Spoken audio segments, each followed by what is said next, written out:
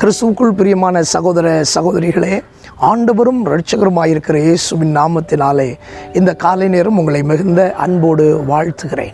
ஆண்டவர் உங்களை தாராளமாய் ஆசீர்வதிப்பாராக, மேன்மைப்படுத்துவாராக. இந்த காலை நேரம் நம்முடைய தியானத்திற்காய் ஆண்டுடைய வேதத்திலிருந்து ஒரு வசனத்தை நாம் வாசிக்க கேட்போமா? 1 கொரிந்தியர் 10வது அதிகாரம் 13வது வசனம். மனுஷருக்கு நேரிடுகிற சோதனையே அல்லாமல் வேறொரு சோதனை உங்களுக்கு நேரிடவில்லை. தேவன் உண்மை உள்ளவராய் இருக்கிறார். உங்கள் திராணிக்கு மேலாக நீங்கள் சோதிக்கப்படுகிறதற்கு அவர் இடம் கொடாமல் சோதனையை தாங்கத்தக்கதாக சோதனையோடு கூட அதற்கு தப்பிக்கொள்ளும்படியான போக்கையும் உண்டாக்குவார். பிரியமான தேவனுடைய பிள்ளைகளே, நம்முடைய ஆண்டவரை குறித்து வேதத்தில் நாம் வாசிக்கின்ற ஒரு முக்கியமான காரியத்தை இங்கே வாசிக்கிறோம். ஆண்டவர் உண்மை உள்ளவராயிருக்கிறாரா? எந்த காரியத்தில்? ஒரு தேவனுடைய மனிதனை திராணிக்கு மேலாக சோதிக்கப்பட விடாதபடி இருப்பதற்கு அவர் உண்மை உள்ளவராயிருக்கிறாரா? உங்களுடைய திராணி என்ன என்பதை ஆண்டவர் அறிந்திருக்கிறார். சோதனையை சகிப்பதற்கு உங்களிடத்தில் என்ன பலன் இருக்கிறது அதை ஆண்டவர் அறிவார். ஒவ்வொருடைய திறமையை மீறி தேவன் ஒரு சோதனையை அனுமதிக்க மாட்டார். விசுவாசத்தின் சோதனை, தேவ அன்பின் சோதனை, நம்பிக்கையின் சோதனை, இப்படியெல்லாம் வேதத்திலே விசுவாச மக்களுக்கு வரக்கூடிய சோதனைகள் எழுதப்பட்டிருக்கின்றன.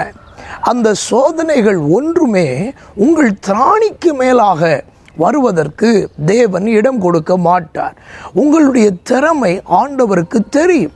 உங்களுடைய தாங்கும் திறன் கர்த்தருக்கு தெரியும். அதனாலே தான் சில மனிதர்களை நாம் பார்க்கும் பொழுது, அவர்களுடைய வேதனையான அனுபவங்களை நாம் பார்க்கும் பொழுது, எப்படித்தான் இவன் இதை தாங்கினானோ என்று நாம் ஆச்சரியப்படுகிறோம்.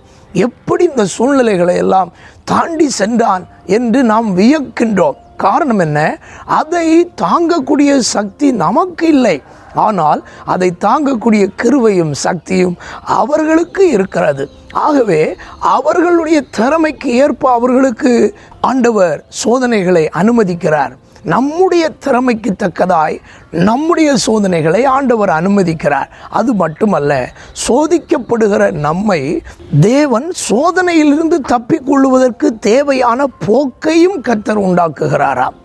ஒரு பொன்னை சோதிக்கும் பொழுது அந்த பொன்னானது எவ்வளவு வெப்பத்தை தாங்குமோ அந்த வெப்பநிலையிலே தான் அதை சோதிப்பதற்கு அந்த உலைக்குள்ளாக அனுப்புவார்கள். அது தாங்குவதற்கு அதிகமான வெப்பநிலைமையிலே அந்த பொன்னை அந்த உலையிலே அனுப்புவார்கள் என்றால் அது யாருக்கும் பிரயோஜனம் இல்லாமல் போய்விடும். இதே போலதான் ஆண்டவர் ஒரு மனிதனை சோதிக்கிறதற்கு அனுமதிக்கிறார் என்றால் அவனை பொன்னாக, விலையேற பெற்றவனாக, ஆசீர்வதிக்கப்பட்டவனாக மாற்றுவதற்கு தான் கர்த்தர் அனுமதிக்கிறாரே ஒழிய நாம் அழிந்து போவதற்கு கர்த்தர் ஒரு நாளும் சோதனையை அனுமதிக்கவே மாட்டார். அவர் யார்? சோதிக்கப்படுகிறவர்களுக்கு உதவி செய்ய வல்லவராயிருக்கிற தேவன். இந்த காலை நேரம் பலவிதமான சோதனைகளை கண்டு சோர்ந்து போகிறீர்களா? பயப்படாதிருங்கள். உங்கள் சோதனைகள் எல்லாம் உங்களுடைய ஆசீர்வாதங்களுக்கும் உங்களுடைய சாதனைகளுக்கும் காரணமாய் மாறுமே தவிர ஒரு நாளும் அதில் கெட்டு போக மாட்டீர்கள். ஒரு நாளும் அதில் அழிந்து போக மாட்டீர்கள். தைரியம் உள்ளவர்களாயிருங்கள், விசுவாசம் உள்ளவர்களாயிருங்கள். சோதனையிலே நீங்கள் ஜெயிக்கிறவர்களாயிருப்பீர்கள். அதற்காக ஒரு கிரீடத்தையும் தேவன் வைத்திருக்கிறார். சோதனையை சகிக்கிற மனுஷன் பாக்கியவான். உத்தமன் என்று அவன் விளங்கின பின்பு தேவன் வாக்கு பண்ணின ஜீவ கிரீடத்தை அவன் பெறுகிறவனாயிருக்கிறான். உங்கள் வாழ்க்கை ஜீவ கிரீடத்தை பெறுகிறதாயிருப்பதாக கர்த்தர் உங்களை ஆசீர்வதிப்பாராக. நாம் ஜெபிப்போமா? எங்களுக்கு சோதனையை அனுமதித்து விசுவாச சோதனைகளில் நாங்கள் ஜெயம் பெறும்படி எங்களுக்கு உதவி செய்கிற எங்கள் நல்ல ஆண்டவரே, அவர் என்னை சோதித்த பின் பொன்னாக விளங்குவேன் என்று யோபு பக்தன் சொன்னது போல நாங்கள் ஒவ்வொருவரும் பொன்னாக மாறவும் ஆசீர்வாதம் உள்ளவர்களாய் மாறவும் சில சோதனைகள் நீதிமான்களுக்கு வருகிறது. அவைகளில் தப்பிச் செல்வதற்கான வழிகளையும் தாங்குவதற்கான கிருபைகளையும் நீர் கொடுத்து வருகிற கிருபைகளுக்காய் ஸ்தோத்திரம். தொடர்ந்து சோதனையை ஜெயித்து அத்தனை பேரும் சாதனையாளர்களாய் மாறி ஜீவ கிரீடத்தை பெறுகிறவர்களாக இருக்க கர்த்தர் உதவி செய்யும்படியாக ஜெபிக்கிறேன். இந்த நாளையும் எங்களுக்கு ஆசீர்வாதமாக்கி தாரும், ஜெயமாய் நடத்தும். இயேசுவின் நாமத்தில் வேண்டிக் கொள்கிறோம் எங்கள் நல்ல பிதாவே, ஆமென்.